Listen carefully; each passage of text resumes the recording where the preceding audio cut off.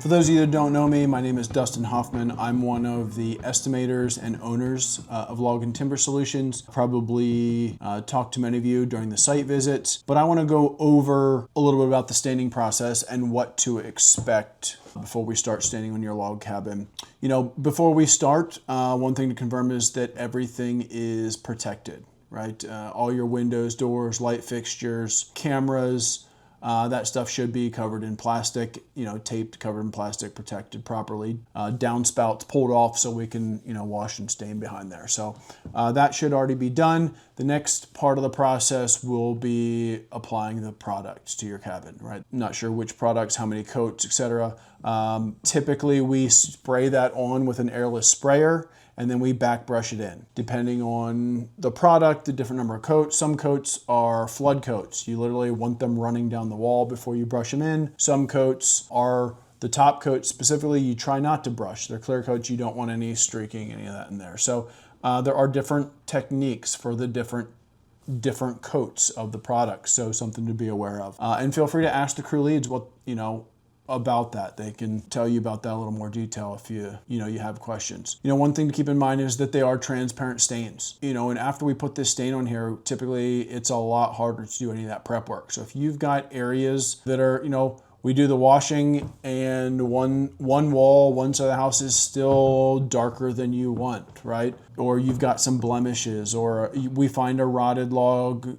Any of that prep work is stuff that once the stain's on there, it's a lot harder to do in a lot of scenarios. So now's the time, do a walk around before we put stain on, make sure you're happy with the wood condition.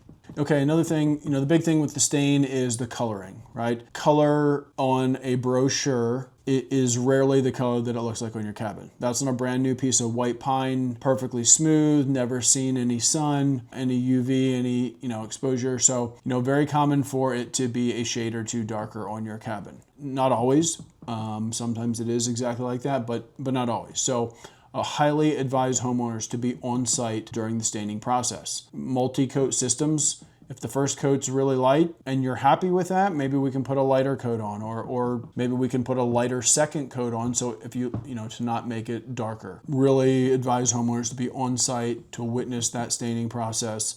So we don't get to the end of it and you're not happy. That's not good for anybody. We know a lot of homeowners are not present. It's a vacation home, it's a second home.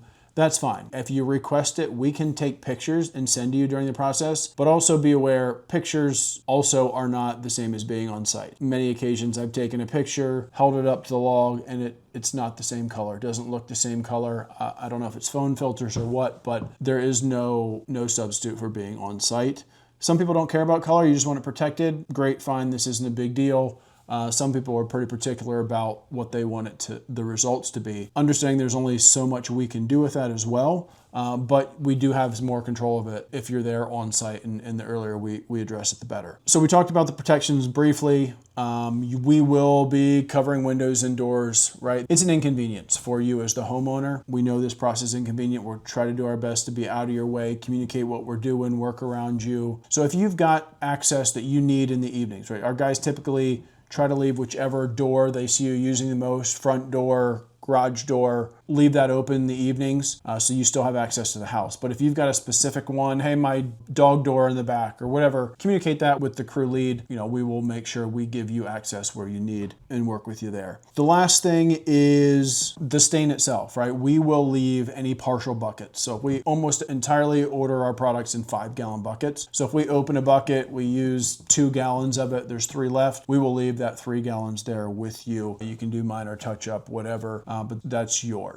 We do, anything unopened we're taking with us, and we do bring extras to every job for that. If it takes more than we estimated, we have it on site. We're not having to drop ship material, whatever. So also there may be 10 buckets of stain in the trailer. That's not all product, may not be for your job. So, okay, I think that's it for the staining, things to get out, for you to understand before we start staining. If you have questions, concerns on it, feel free to ask the crew leads. Always welcome to call the office and get in touch with whoever did your site, surveyor or technical expert who can answer some of those stain questions. Hopefully we've already answered and gone through all this stuff with you. Feel free to call and ask. So, all right, thanks.